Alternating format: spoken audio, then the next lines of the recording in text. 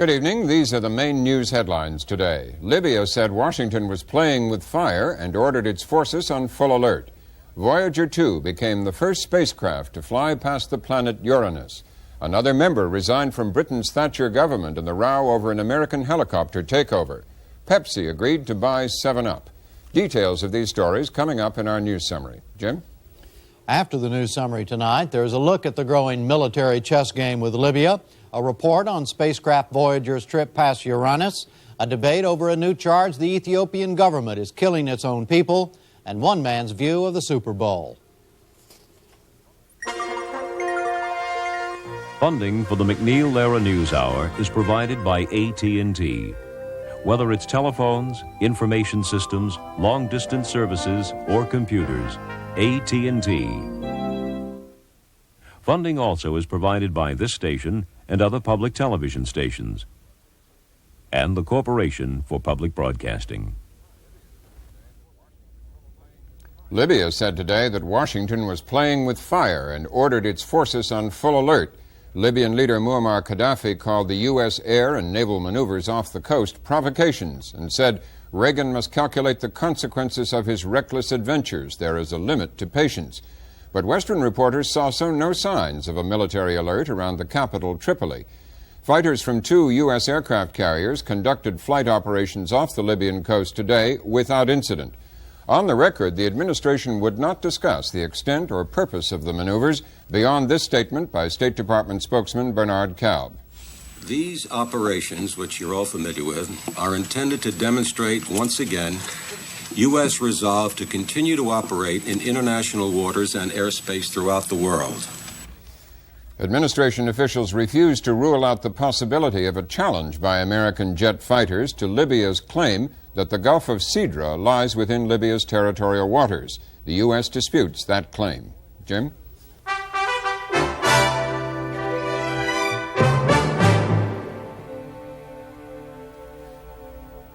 First tonight, we try to look at what's really going on behind the U.S. maneuvers off the coast of Libya and Colonel Gaddafi's warnings that Washington is playing with fire.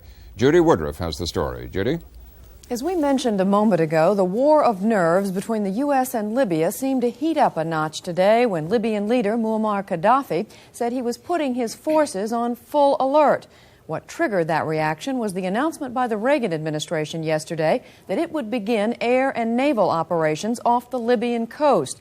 U.S. jet fighters today conducted those military exercises in the Mediterranean, using the carriers Saratoga and Coral Sea as bases. For more on what all this represents, we turn to William Beecher, chief diplomatic correspondent for the Boston Globe.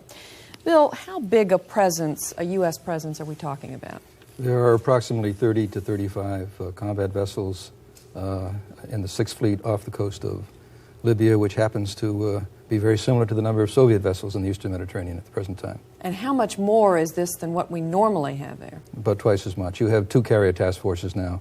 It's much more normal to have 1.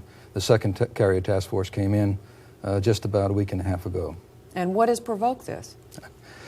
This is part of a series of decisions that was made by President Reagan more than 2 weeks ago.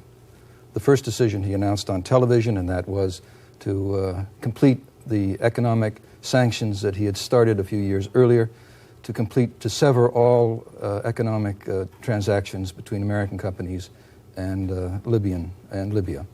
At the same time, he decided that he would send a representative of the State Department, Deputy Secretary Whitehead, to Europe to talk to 8 allies to see if they would be willing to go along with some of these sanctions to overcome their traditional resistance to do that. The third decision was that if they were not willing to do very much, then he would stage exercises in and near the Gulf of Sidra, off the coast of Libya, as a show of force. Mr. Whitehead returned this afternoon, empty-handed, as it were. The military exercise started today. And all this now stems from the bombing, from the attacks several weeks ago on people at the Vienna and the Rome airports. Is that correct? Well, the proximate cause was the 2 shootings at those 2 airports, but it is in larger measure a kind of a sign of a growing impatience on the part of the administration to come up with some way of trying to deter state-sponsored terrorism, and particularly as contributed to by the government of Libya. Even though there are still real questions about the role of the Libyans in those airport incidents.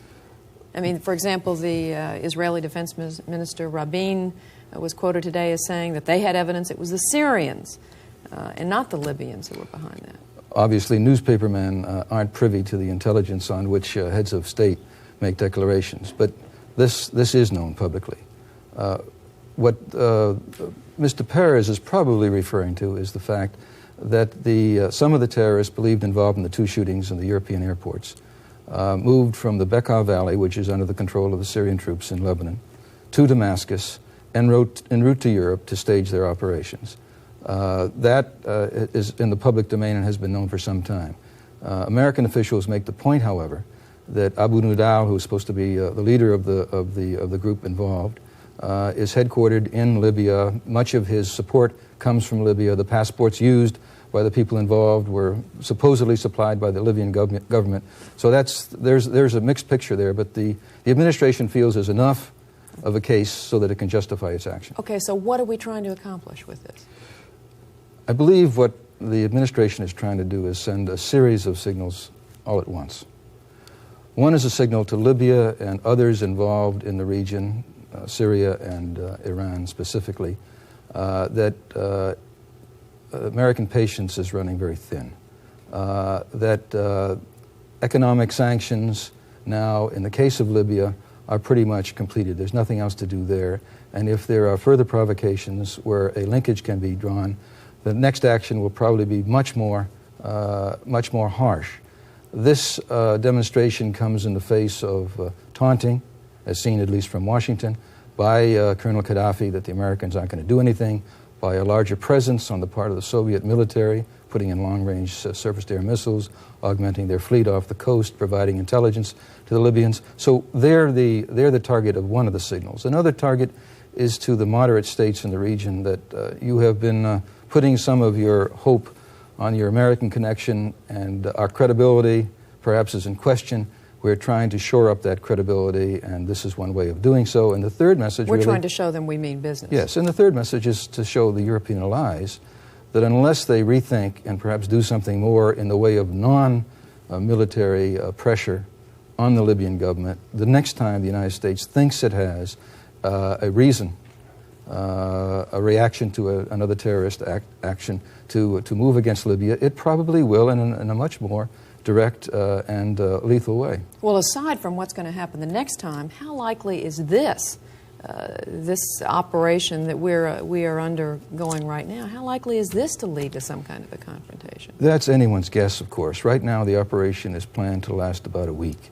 It would probably be foolhardy for Colonel Gaddafi under these circumstances to send some of his planes out to challenge. He remembers in 1981 he did that and he lost 2 aircraft. But he's quoted today as saying the United States better watch out. He's been quoted as saying lots of things. This is part of the taunting that has in fact got under the skin of people like the president. But he knows that the quality of the pilots, the quality of the aircraft is such that the Americans could do some real damage to him, and he has to be concerned that the United States could use this as a pretext to do more than shoot down a couple of planes, perhaps to follow them home, perhaps to do some things in Libya itself against military targets. What do you think? Do you think the administration is prepared to go that extra step?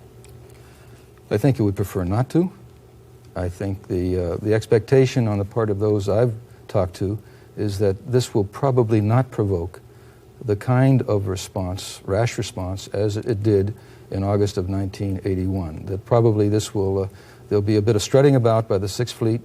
There'll be some shouting and fist waving by Colonel Gaddafi, and a week from now the Sixth Fleet will sail away and say, see, we proved that we could operate here and nothing happened. Are you pretty convinced that's the way it's going to happen?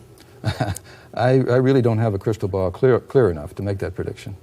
I think that's probably not a bad prediction at this moment. Bill Beecher, thank you once again for being with us.